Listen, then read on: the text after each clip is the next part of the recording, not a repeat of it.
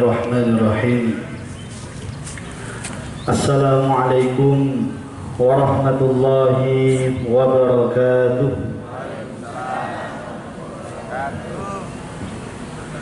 Alhamdulillahi rabbil alamin.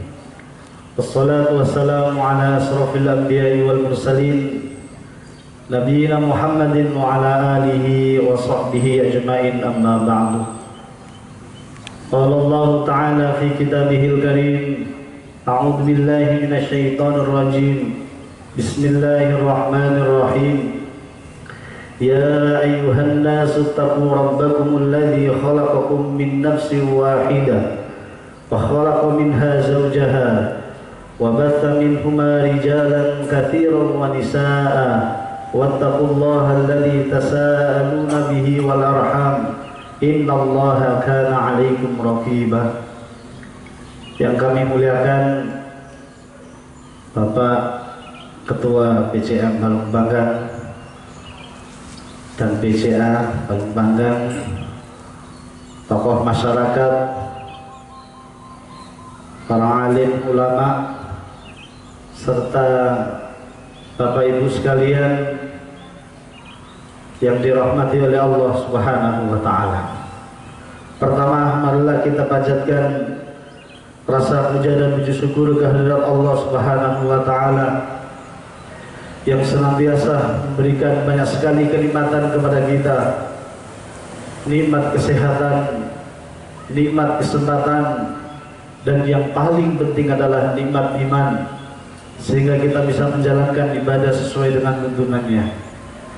Salawat dan salam semoga senantiasa tercurahkan kepada junjungan Nabi besar kita Muhammad sallallahu alaihi wasallam, yang mana beliaulah yang telah menuntun kita semuanya menuju jalan yang terang benerang, yakni ad-dinul Islam. Bapak Ibu hadirin yang berbahagia, alhamdulillah cuacanya syahdu, okay. Mudah-mudahan hati kita lebih syahdu daripada cuaca hari ini.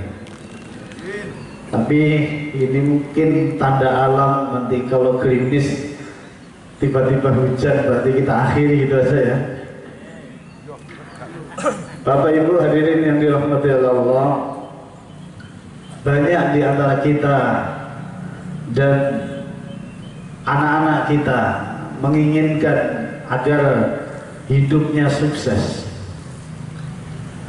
Tetapi perlu kita ketahui, orang menganggap sukses itu bermacam-macam. Definisinya banyak. Kalau menurut bapak-bapak, ibu-ibu, sukses itu apa? Napa Bu? Tilem sedaya tadi. Ustadz, sukses itu ya yang kaya, dia punya rumah megah, dia punya mobil mewah, dia punya tanah di mana-mana, dialah orang sukses.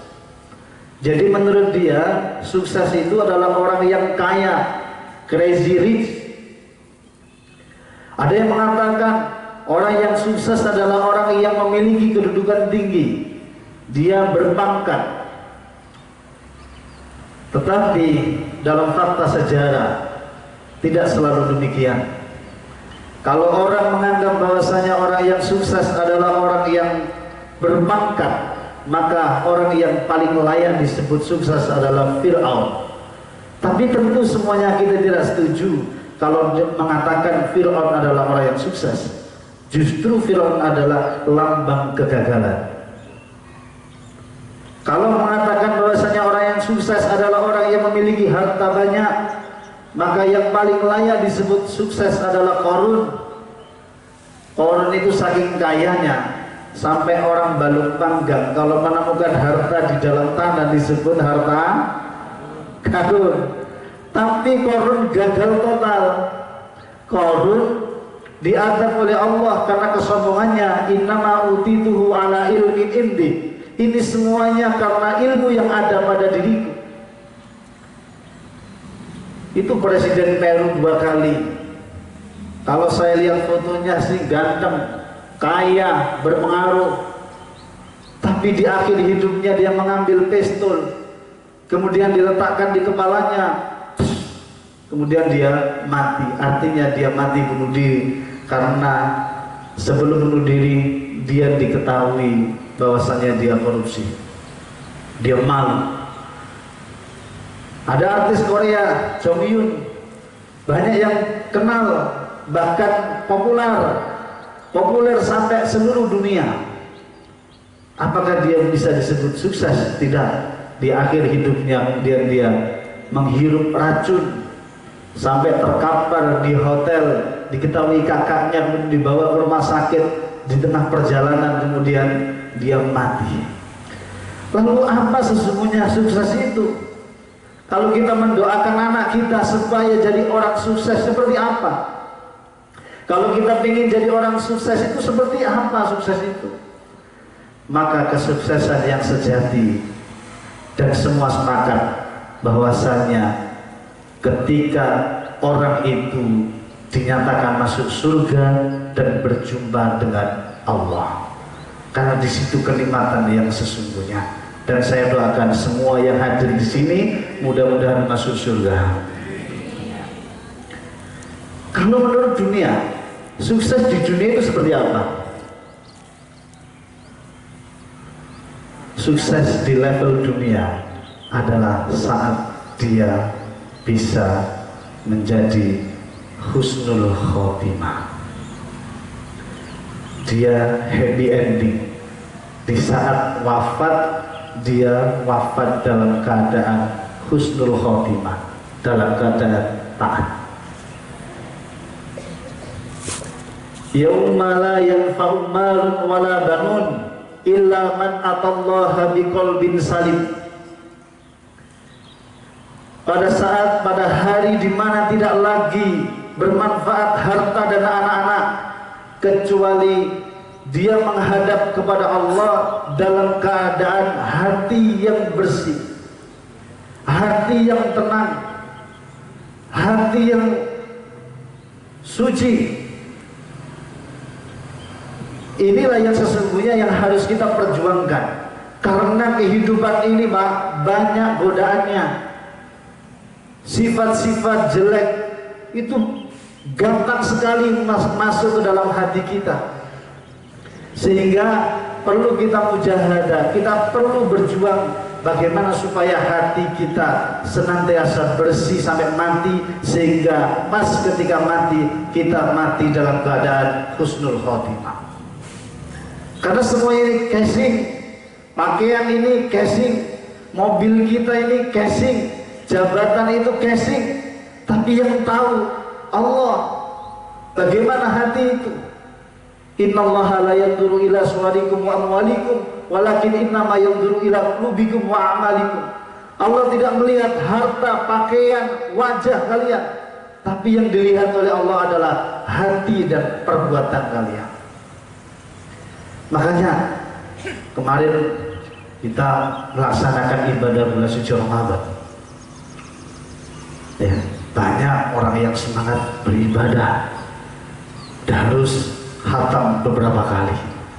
Jangan sampai kita terlalu banyak amalnya sehingga sampai kemudian kita merasa ibadah kita paling tinggi dibandingkan orang lain. Boleh jadi orang yang sederhana, ngajinya biasa saja, tapi memiliki kebersihan hati, kesucian jiwa, boleh jadi dia lebih selamat daripada orang yang banyak ibadahnya dan sombong. Karena suatu ketika pernah Rasulullah SAW bersama para sahabat, kemudian Rasulullah tiba-tiba bersabda, akan datang calon penghuni surga. Langsung para sahabat melihat, oh, dia ya, siapa?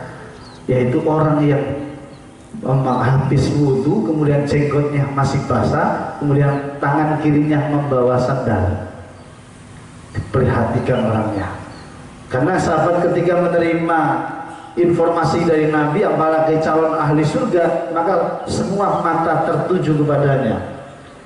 Ternyata besoknya Nabi juga mengatakan hal yang sama. akan datang calon penghuni surga.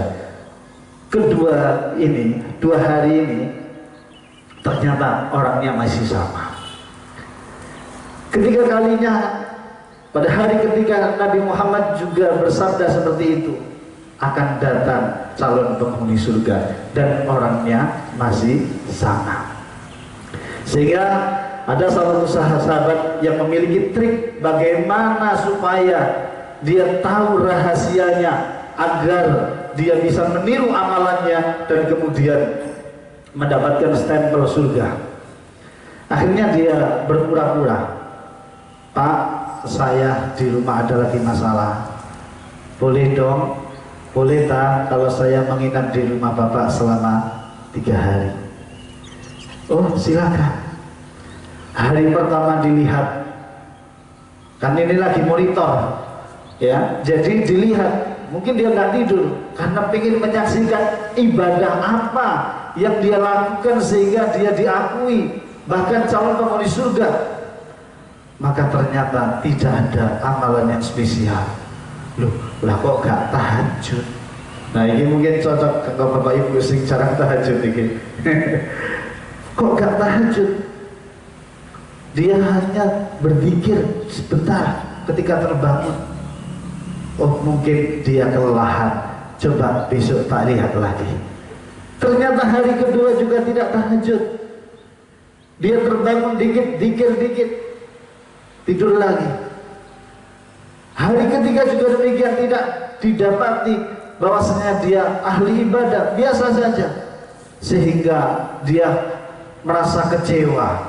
Loh, ternyata kok begini-begini saja. Sehingga dia jujur, "Saya nginep di rumah jenengan ini bukan karena ada masalah atau apa. Saya karena mendapatkan informasi dari Nabi bahwasanya jenengan itu calon ahli surga." Sesungguhnya apa amalan rahasia? Ya seperti apa yang kau lihat. Ya ini seperti ini. Oh gitu ya. Sehingga dia balik kanan, kemudian melangkahkan kaki pamit ke rumah. Sehingga belum jauh kemudian dipanggil lagi. Gini Mas, saya ada satu amalan. Apa amalan itu? Saya tidak pernah dendam kepada orang lain. Saya nggak suka marah. Hati saya nggak pernah iri. Oh, mungkin ini. Berarti ini penyebabnya sehingga Rasulullah menganggap bahwasanya engkau adalah calon penghuni surga. Oleh karena itu, Bapak Ibu hadirin, ini amalan penting, amalan sederhana, tapi kalau kita lakukan ini, Masya Allah dahsyatnya luar biasa. Besok kita akan terkaget-kaget di akhirat. Oh ini ya ahli ibadah, ternyata kok nggak sampai ke surga. Oh ini dulu di dunia biasa saja, nggak kelihatan kalau dia orang soleh, tapi kok bisa nyampe surga. Nah mungkin itu penyebabnya, karena dia memiliki kebersihan hati. Oleh karena itu Ibnu Qayyim membagi hati ini ada 3. Pertama, qalbun salim. Ada yang jawab, Masya Allah. Qalbun salim, hati yang sehat, hati yang bersih. Yang kedua, ada yang namanya qalbun mayit, hati yang mati. Dan yang ketiga, ada yang namanya qalbun marid, hati yang sakit. Yang pertama, hati yang sehat, qalbun salim. Dan mudah-mudahan kita semuanya memiliki ini, qalbun salim. Qalbun salim, dia kalau melakukan ibadah, dia selalu ikhlas, bukan karena ingin dipuji. Dia ngaji, ya ngaji karena Allah, bukan supaya dianggap oleh orang lain bahwasanya dia ahli baca Quran. Dan ini memang rawan sekali, rawan sekali. Ini yang membuat saya takut.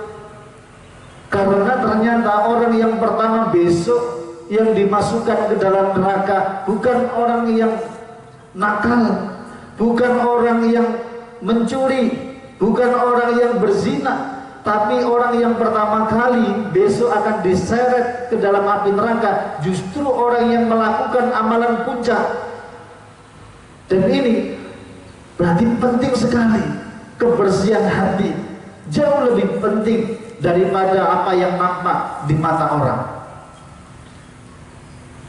Pernah Rasulullah menyampaikan 3 orang melakukan amalan puncak dan memang di dunia dia sudah diakui, dia sudah mendapatkan apa yang dia perjuangkan, yaitu pengakuan dari masyarakat. Apa 3 orang ini, Pak, Bu? Yang pertama, dia seorang mujahid. Dia berjuang, menurut orang-orang dia pahlawan. Dia mungkin ketika berperang dalam barisan Rasulullah, dari barisan Islam, tapi hatinya condong kepada makhluk. Ketika diadili oleh Allah, wahai si fulan, sini, dengan nikmat yang aku berikan kepada kamu di dunia, apa yang sudah kamu lakukan untukku? Dia dengan pedenya, karena malaikat pun gak ngerti. Dengan pedenya dia menghadap kepada Allah, ya Allah, dengan nikmat yang kau berikan kepadaku, aku berjuang di jalanmu, aku mati di medan perang, aku syahid di medan perang, ya Allah, dan ini semuanya aku lakukan karena engkau, ya Allah. Apa yang dikatakan Allah? Kadzabta, bohong kamu, karena Allah tidak bisa dibujui. Malaikat lempar dia ke api neraka. Mungkin orang lain sudah mengatakan bahwasanya dia pahlawan, mungkin dia dikumpulkan dengan orang-orang yang mati syahid, tapi Allah tahu isi dalam hati. Kamu melakukan semuanya ini bukan karena aku, tapi karena kamu ingin dipuji, kamu menjadi seorang pahlawan. Yang kedua, ini yang menakutkan, karena saya pelakunya. Saya ngajar sudah belasan tahun di TPA, di pondok. Yang kedua ini, apa? Orang yang kedua ini dipanggil oleh Allah, dengan nikmat yang aku berikan kepadamu, apa yang sudah kamu lakukan untukku? Dia mengatakan, saya sudah belajar agama dengan baik, saya sudah belajar Al-Quran, dan saya mengajarkan kepada mereka ribuan santri, ya Allah. Dan ini semuanya aku lakukan karena, sekali lagi, Allah tidak bisa bohong. Kadzabta, bohong kamu. Kamu melakukan itu bukan karena aku, tapi karena kamu ingin dipuji oleh orang lain, dan kamu di dunia sudah mendapatkannya. Malaikat lempar dia ke neraka. Tapi jangan gara-gara hadis ini kemudian sampai nggak mau jadi guru. Wah, aku takut nanti ustadznya bilang gitu kok, daripada masuk neraka pertama, ya wis aku tak dodolan wae. Jangan. Khairukum man ta'allama al-Qur'ana wa 'allamah. Sebaik-baik di antara kalian adalah orang yang belajar Al-Qur'an dan mengajarkannya. Karena para guru, para ulama, para kiai adalah pewaris para nabi. Mulia kedudukannya di sisi Allah. Dan memang harus kita hormati. Tetapi jika niatnya bukan karena Allah, ini yang menjadi masalah. Oleh karena itu, ini adalah latihan kita seumur hidup. Namanya manusia digoda seperti ini, wajar. Ceramah mesti saja, kadang enak ndak yo ceramahku, mari ngimami, enak tak ngimaman. Namanya manusia pasti itu. Tapi kita latih terus hati kita. Jangan sampai kemudian kita melakukan semua itu tidak karena Allah sama sekali. Dan yang ketiga adalah orang yang banyak hartanya dan digunakan untuk infak. Ada masjid butuh bantuan, dia sumbang. Madrasah butuh bantuan, disumbang. Dia loyal sekali. Dan ketika dipanggil oleh Allah, dia mengatakan dengan bangga, semuanya kulakukan karena engkau, ya Allah. Dan sekali lagi Allah tidak bisa dibohongi. Kadzabta, bohong kamu. Kamu melakukan itu bukan karena aku, tapi karena kamu ingin disebut dermawan, dan ketika di dunia engkau sudah mendapatkan gelar itu, malaikat lempar dia ke neraka. Oleh karena itu, mari kita latihan terus, jangan sampai dalam hati kita melakukan kesyirikan, melakukan riya, jangan. Kita bersihkan hati kita. Bapak Ibu hadirin yang dirahmati oleh Allah, ciri orang yang hatinya bersih, yang pertama tadi ikhlas, semua ibadah dilakukan karena Allah, dan jangan tidak melakukan ibadah karena takut riya. Aku karena masjid, aku dianggap orang alim. Jangan. Aku gak ngaji, lapong balik dikatakan soalim. Jangan. Karena orang yang takut riya itu riya. Ya sudah, kita melakukan ibadah ya kita lakukan. Infak ya gak apa-apa, diketahui orang gak apa-apa, malah bagus kalau dicontoh orang lain. Ya, yang gak bener itu nek niate infak sekolah itu dadaran orang yang dihormati, misalnya bupati dadaran infak 1 juta. Nah, itu. Tapi ya kalau memang dari awal niatnya infak 1 juta, malah bagus itu, gak apa-apa. Amalan kita diketahui orang lain gak apa-apa, buat syiar. Kenapa? Karena orang sekarang kemaksiatan aja ditampilkan, masa kebaikan kita diamkan. Gitu. Yang kedua, ciri orang yang memiliki hati yang bersih, dia selalu berbaik sangka kepada Allah. Karena Bapak Ibu jujur ya, dalam kehidupan kita ini ada banyak hal yang tidak sesuai dengan keinginan kita. Asa an takrahu syai'an wa huwa khairul lakum, wa asa an tuhibbu syai'an wa huwa syarrul lakum, wallahu ya'lamu wa antum la ta'lamun. Boleh jadi kita membenci sesuatu padahal itu baik menurut Allah. Boleh jadi kita cinta kepada sesuatu padahal itu buruk menurut Allah. Wallahu ya'lamu wa antum la ta'lamun. Allah yang mengetahui sementara kita tidak tahu. Maka jangan sok tahu. Ya kan? Nah, ini ada cerita, mohon maaf ya, cerita fiktif. Mudah-mudahan bisa diambil pelajaran. Ada seorang raja yang ditemani oleh seorang pengawal. Pengawal ini orangnya Masya Allah ahli hikmah. Setiap yang dia ucapkan itu kebaikan. Setiap melihat kejadian dia selalu mengatakan, oh ini yang terbaik. Sampun nanti mireng bisa dikit. Dereng. Seorang raja dan pengawal. Raja ini hobinya berburu. Keduanya masuk ke tengah-tengah hutan. Namanya raja, buruannya itu bukan kelinci, bukan burung, tapi binatang buas. Ternyata dilihat di sana ada serigala. Serigala yang besar. Si raja tidak menyia-nyiakan kesempatan ini, dia ngambil busur panah, kemudian dia bidik serigala itu. Ternyata meleset, hanya kena ekornya saja. Kemudian serigala itu berbalik arah. Persis ya. Astagfirullah.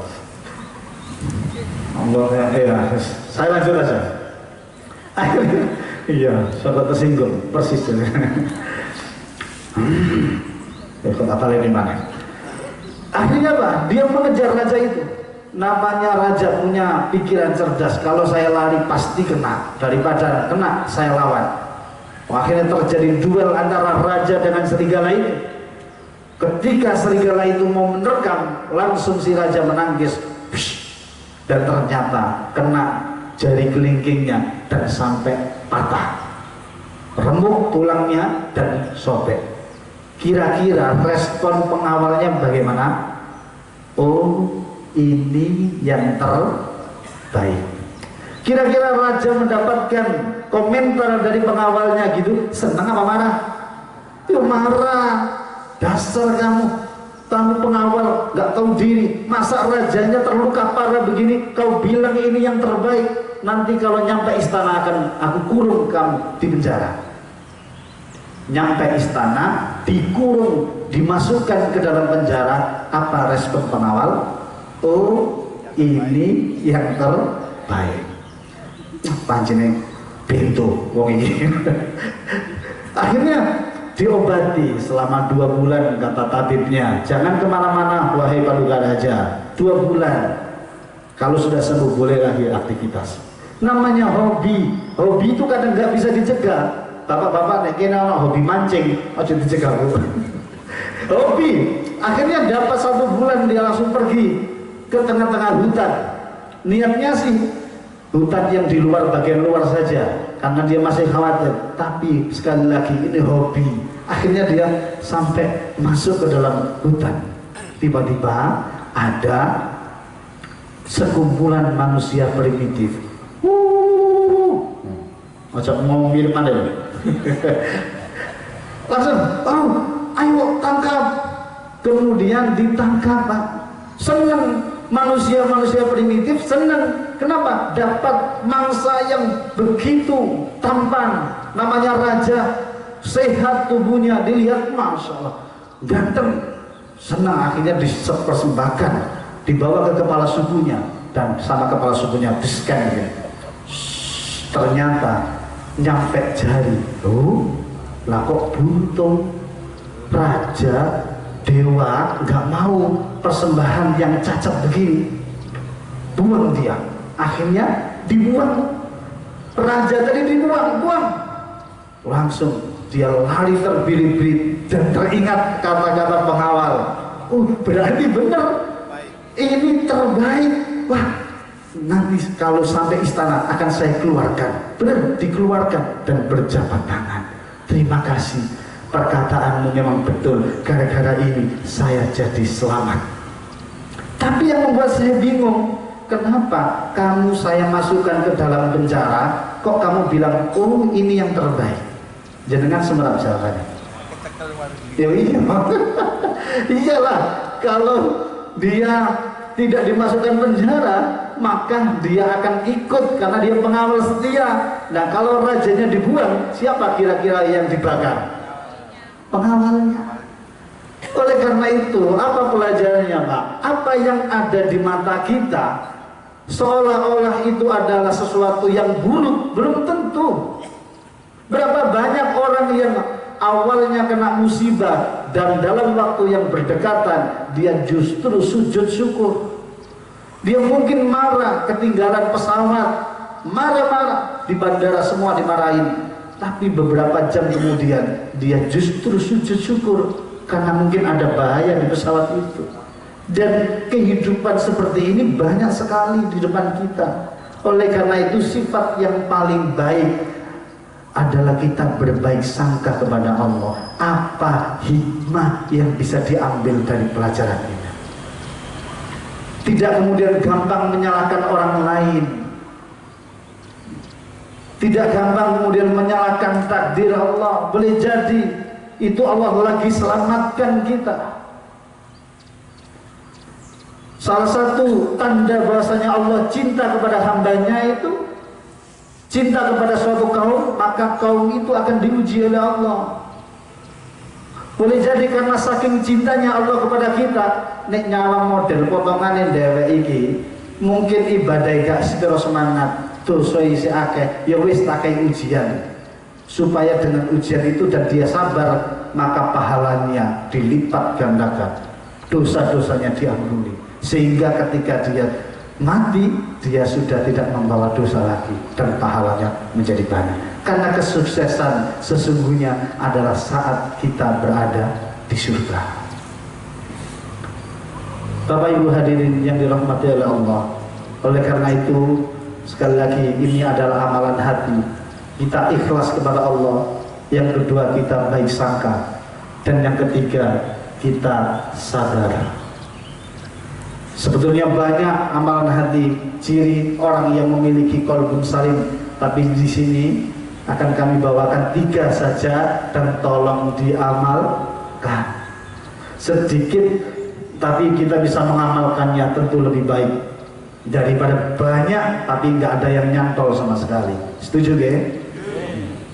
Yang ketiga, kita harus sabar, lapang dada, nih, karena ada seorang yang laporan kepada Pak Kiai, Pak Kiai, saya ini nggak kuat Pak Kiai, saya itu suka marah Pak Kiai.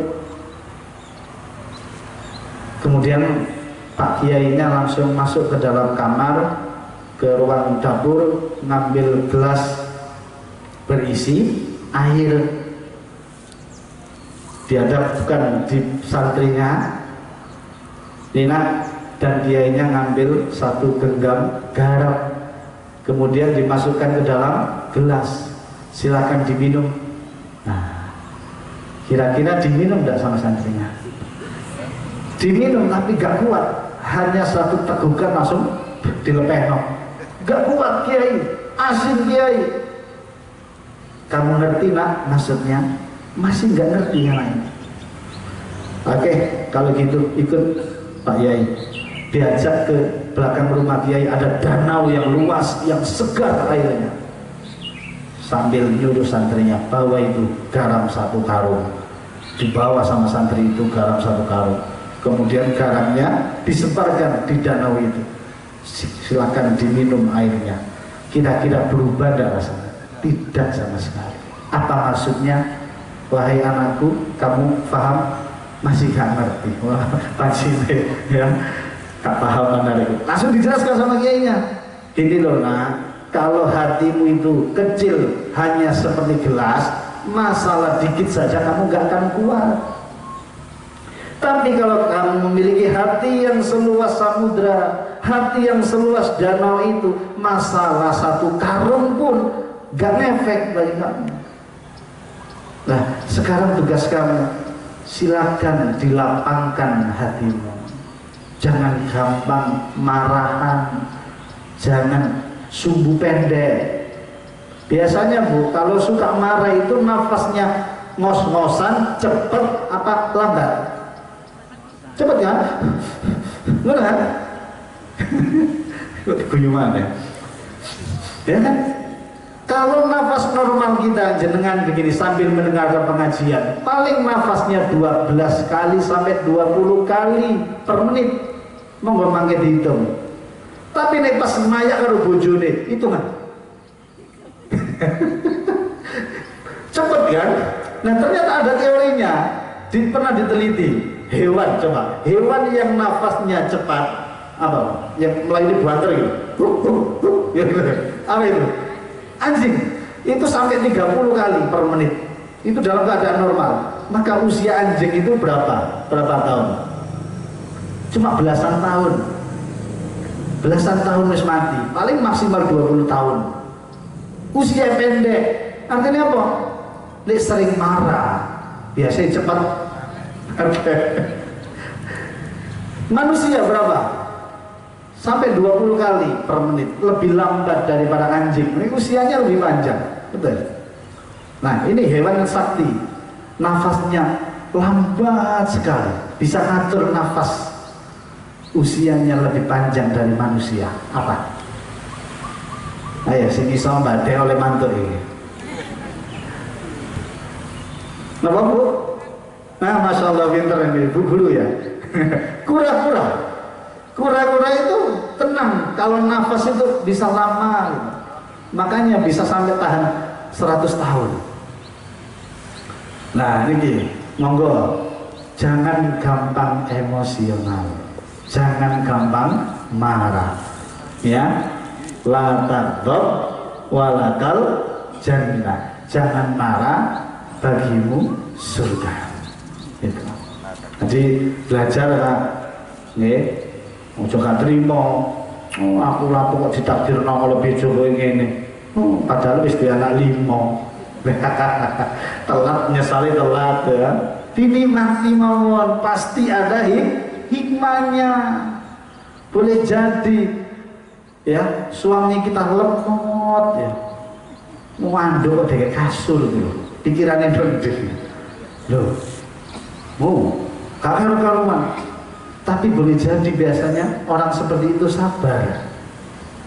Orang sing wakas nyambut gawe ini, tapi mayaan. Ya kan?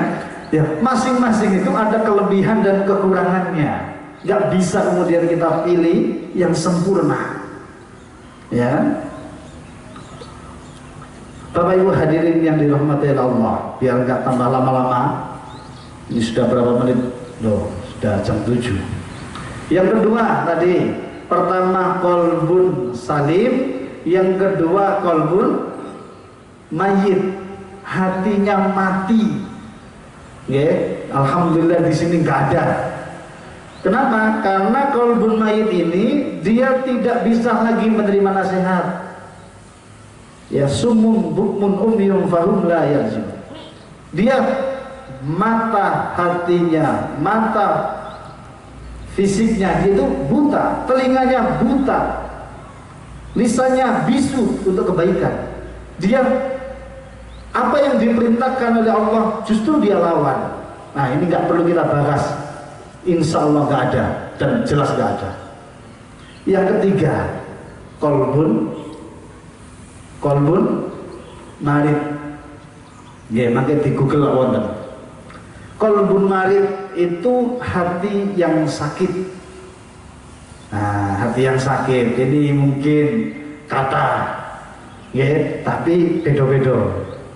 Jenenge berpenyakit itu wonten sing penyakit ringan, wonten sing kronis parah. Parah itu contohnya piye? Tanggane nganyari kulkas, atine panas. Tanggane nganyari mobil, dhek nguntal pil. Loh. Iya kan? Orang beneran nganyari mobil Avanza itu, dhek asma itu masuk rumah sakit. Jenenge masuk rumah sakit, tanggane masuk rumah sakit, disambangi karo tanggane sing nganyari mobil Avanza. Dadangan kok cerita, yuk mobil Avanza yuk api diurupno ayahe kok diurupno Alphard. Langsung kejar-kejar. Ya Allah, ini jangan, itu berpenyakit. Namanya hasad, dengki, iri. Itu kata Rasul, itu akan memakan kebaikan sebagaimana api yang memakan kayu bakar. Pahala yang kita kumpulkan banyak itu bisa habis gara-gara kita dengki. Cirinya adalah SMS, susah melihat orang lain senang dan senang melihat orang lain susah. Gak usah nyebut kancane, dipikir diangan-angan dewe, jangan-jangan aku yang ngono ya. Nggih, mboten nggih.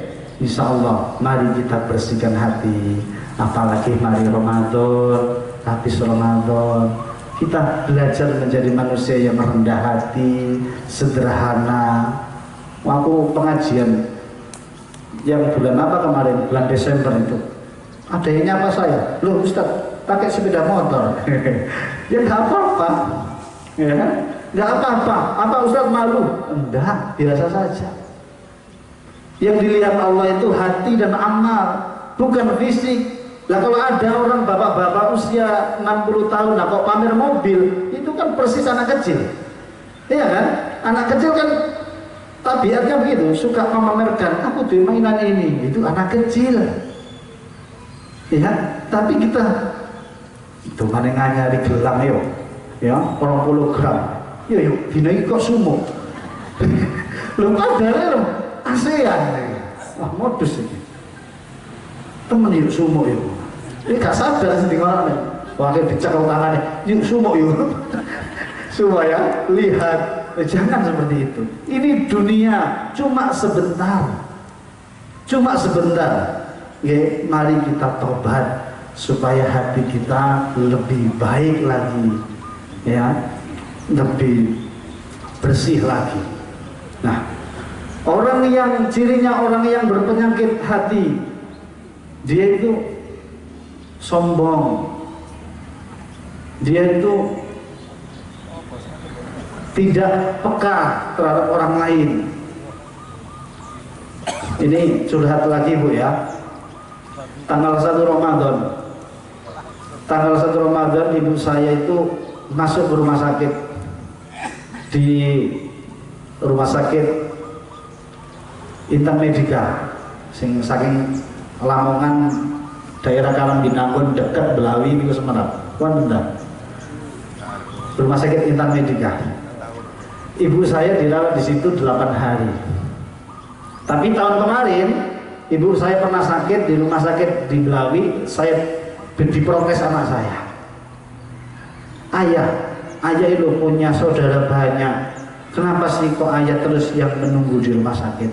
Nah, karena dalam hati saya bertekad, aku pengen jaga ibu sing paling sering.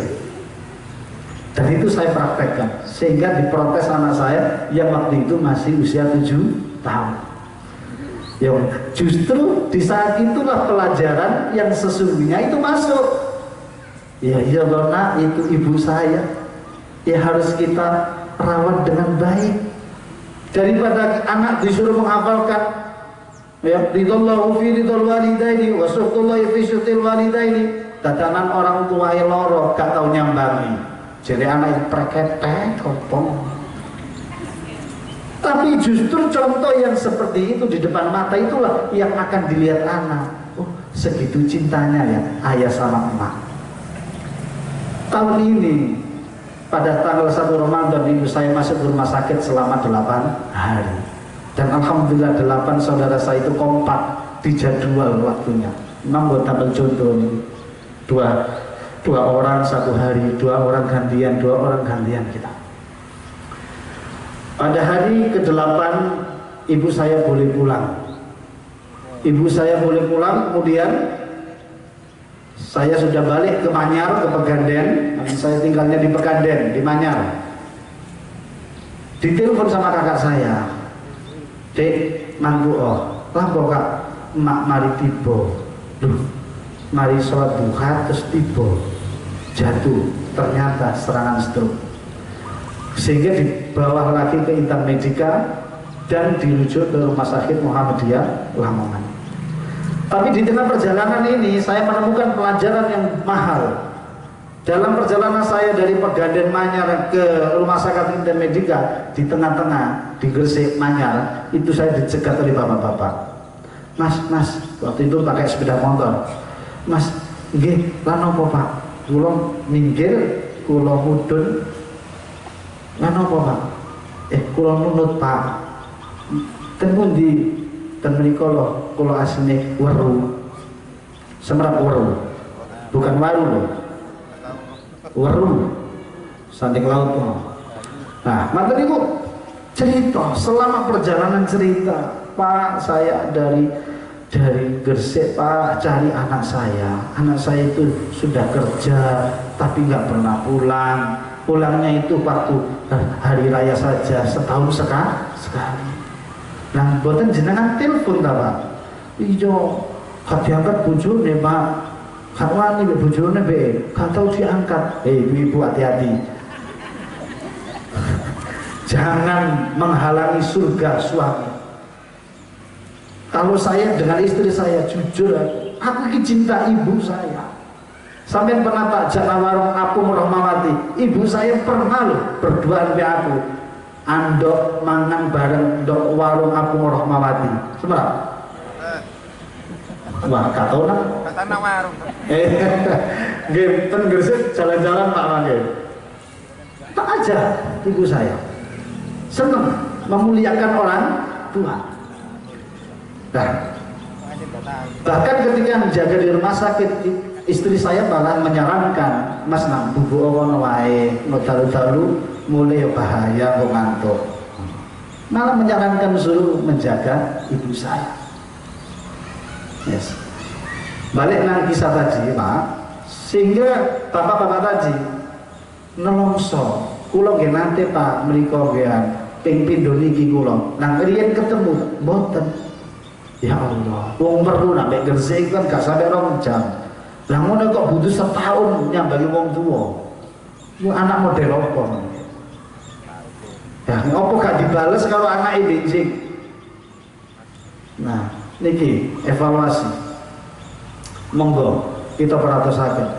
Lah, balik cerita ke ibu saya. Ibu saya dibawa ke rumah sakit Muhammad Lamongan dan ternyata qadarullah di tengah bulan ya ibu saya wafat. Jadi di tengah bulan Ramadan ibu saya menghembuskan nafas terakhir. Ya Allah.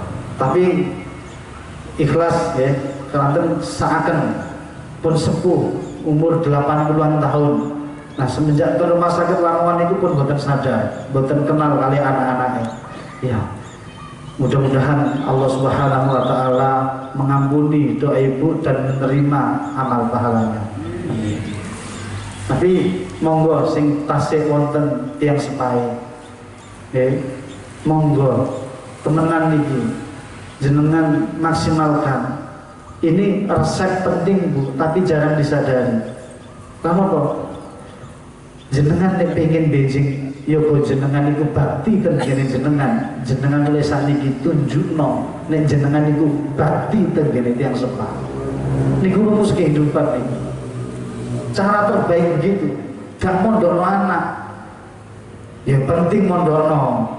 Ya sangat penting, tapi yang paling utama itu tunjukkan ya kepada Allah, berilah contoh kepada anak-anak kita bahwasanya kita memuliakan orang tua.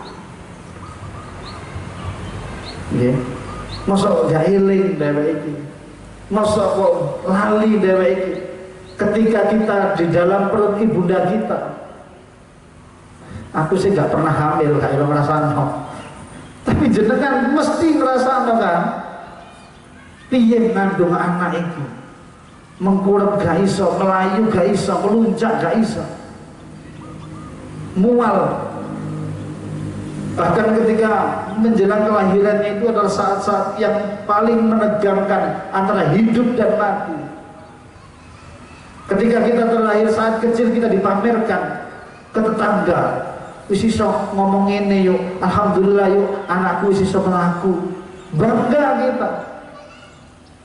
Orang lain belum ada yang mendoakan kita, belum ada yang mencintai kita. Orang tua dulu yang pertama kali mendoakan kita saat kita di dalam perut ibunda kita. Dadangan kok barang dewek kuat, gede, sugih, ngekei duwe wong tua ya kok dipikir 100 kali. Kepingin berbuat baik ke orang tua, kepingin bertemu dengan orang tua saja kok takut sama istrinya. Ya Allah, kan wonten kisah ngeten Pak. Ini keluarga terdiri dari kakek, suami istri, dan 2 anak kecil. Jenenge pun sepuh usia 80 tahunan Bu. Pas mangan bersama di ruang keluarga, pas mangan ini, lah kok gayar. Akhirnya piringnya lugor terus pecah. Jadi mantune sing wedok. Pecah maneh. Yo ngono pecah maneh. Pas ngombe ngoten, jenenge wong tua pun pikun sampai pecah malih. Ajur gak kuat ngempet istrine mau. Akhirnya diadakan musyawarah. Ndek jero kamar bojone dikandani, "Mas, dheweke iki nek ana tamu yo isin Mas, mosok omah pesen kabeh, pesing kabeh anggone pipis anggone BAB. Wis Mas. Ngene wae, iku lho sebelah omah iku lak ya ana tanah kosong sih. Sampeyan bangun ae Mas, omah cilik-cilikan gubung lho Mas. Nggo sampeyan kei kamar. Lah engko piringe ganti piring plastik aja gak entek wis. Pirang lusin dikuntek oleh bapak wae. Jenenge suami-suami takut istri. Iki termasuk golongan lanang sing istiqomah. Ikatan suami takut istri ning omah. Insyaallah boten wonten mriki. Akhirnya beneran disukani. Dipraktekno karo sing lanang kok. Masuk usulannya sampeyan iki. Masuk mantep. Sehingga dalam waktu 1 bulan rumahnya sudah kembali bersih. Oh, memang benar usulan ibu Jowi ini, sehingga nggak malu lagi ketika ada tamu. Wah, tapi tanpa memikirkan perasaan orang tuanya. Apa yang terjadi? Cara Allah, anaknya kemudian buat mainan sama kakaknya. Adik kakak membuat rumah-rumahan. Di situ ada garasi, ada kamar tidur. Bapaknya usil, tanya, Lele, buat apa kamu, Le? Ini ya, aku buat rumah masa depanku. Terus ini apa? Ini garasi ya, tempat mobil. Ini ruang tamu ya. Terus ini kenapa kok ada ruang kecil samping rumah? Oh itu gubuk untuk ayah besok. Langsung Pak jelek hatinya, ya Allah, anak sekecil ini sudah ngerti, sudah paham, suatu saat bahkan akan dibuatkan seperti ini. Langsung diwanek-wanek orang bojone. Wes gak deh, gelem gak gelem, pokoknya bapak balik nang ngene omahane. Iki lho delok anake sampean iki. Wis wani koyo ngene. Ya Allah. Dan fakta di masyarakat Bapak Ibu, kisah seperti ini nyata, bahkan lebih kejam daripada ini ada memang. Karena saya beberapa kali menemui ada yang seperti itu. Hanya mengantarkan ke rumah sakit tidak mau, hanya mengambilkan membuat makanan tidak mau. Soal seakan-akan dia sudah berlepas diri dari orang tua. Ya Allah. Nah oleh karena itu Bapak Ibu sekalian, mari kita bersihkan hati kita. Ayo dewek kisah noan. Nah wong itu saknoan. Wallahu fi aunil abdi maka al abdu fi auni akhi. Allah akan senantiasa menolong hambanya selama hamba itu mau menolong saudaranya. Jangankan ke orang tua, sampean jenengan nulung tenggene konco ngoten mawon, Allah yang akan menyelamatkan sampean, Allah yang akan menolong sampean, apalagi ke orang tua. Monggo sing dipikiran dheweke saiki, karena tujuan kita akhirat, bagaimana aku bermanfaat bagi orang lain. Wis gak zamane pamer gelang barang wis gak. Ya, khuliqna min turab wa masyayna fawqa turab wa sana'udu jami'an tahta turab la ahada afdalu min ahadin illa bitaqwallah. Kita diciptakan dari tanah. Saat ini kita sedang berjalan di atas tanah dan kita akan kembali ke dalam tanah. La ahada afdalu min ahadin illa bitaqwallah. Tidak ada yang lebih utama, tidak ada yang lebih afdol kecuali kita bertakwa kepada Allah Subhanahu wa taala. Ayo saat ini kita bertekad untuk menjadi orang yang bermanfaat. Terus ya, bermanfaat, tebar manfaat itu. Tapi yang delok-delok dhisik kuwi kadang ngomong itu gak delok-delok dhisik nekek manfaat. Iku ana nenek-nenek di pinggir jalan. Ayo dibantu. Cekel tangane nenek iku. Nenek nyebrang wae, nenek nyebrang wae. Gak gelem nenek. Pucuk digendong nenek iku. Bawa nontok pinggir digepuk karo tongkat, cetok. Lapo kepuk aku nak. Lapo nek wong aku getas nyebrang kok kon seberang maneh gitu. Ya Allah. Ini kepiye? Jadi kalau nolong orang itu harus dilihat dulu. Ini butuh nyebrang gak? Ya. Bermodal semangat lah. Kita bakal karu-karuan. Jadi intinya apa? Ayo kita semangat. Boleh jadi loh Bu, hanya nolong, hanya uang 10.000, hanya uang 20.000, boleh jadi penyakit bertahun-tahun disembuhkan oleh Allah. Boleh jadi hanya kita membantu apa, membahagiakan orang lain yang itu mungkin bagi kita nggak seberapa, tapi boleh jadi Allah sedang menyelamatkan keluarga kita. Kan Allah yang mampu melakukan semuanya. Oleh karena itu mari kita bersihkan hati. Yang penting hati kita bersih. Kalau kita hati bersih, maka setiap apa yang kita lihat, apa yang kita ucapkan, apa yang kita lakukan, itu semuanya adalah kebaikan, karena semuanya bersumber dari hati. Ya, ala wa inna fi jasadil mudghah idza salahat salahal jasadu kullu wa idza fasadat jasadu kullu ala wa hiya qalb. Ya kan? Jadi tergantung dari hatinya. Monggo, yang paling penting dari sini hatinya. Mungkin itu saja yang dapat kami sampaikan. Mari kita tundukkan wajah kita ke bawah. Kita berdoa kepada Allah. Mudah-mudahan Allah membersihkan hati kita. Allah menjadikan hati kita sehat dan kita diterima oleh Allah, dan Allah akan memberikan surga yang terbaik untuk kita semuanya. Amin. Alhamdulillah hamdan syakirin, hamdan naimin, hamdan yuafi ni'amahu wa yukafi'u mazidah. Ya Rabbana lakal hamdu kama yanbaghi li jalalika wajhikal karimi wa 'azimi sultanik. Rabbana zalamna anfusana wa illam taghfir lana wa tarhamna lanakunanna minal khasirin. Allahumma qina bihalalika an haramik wa aghnina bifadlika 'amman siwak. Rabbana hab lana min azwajina wa dhurriyyatina qurrata a'yun waj'alna lil muttaqina imama. Rabbana atina fid dunya hasanah wa fil akhirati hasanah wa qina adzabannar. Subhanakallahumma wa bihamdik asyhadu an la ilaha illa anta astaghfiruka wa atubu ilaik. Billahi taufiq wal hidayah. Akhirul kalam, wassalamu alaikum warahmatullahi wabarakatuh.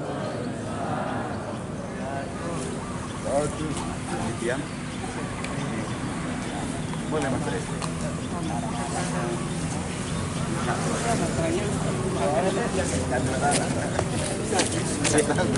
Mengingatkan besok Idul Fitri insya Allah ya masih sana alat tempat saya Sermeng ya? iya alhamdulillah ini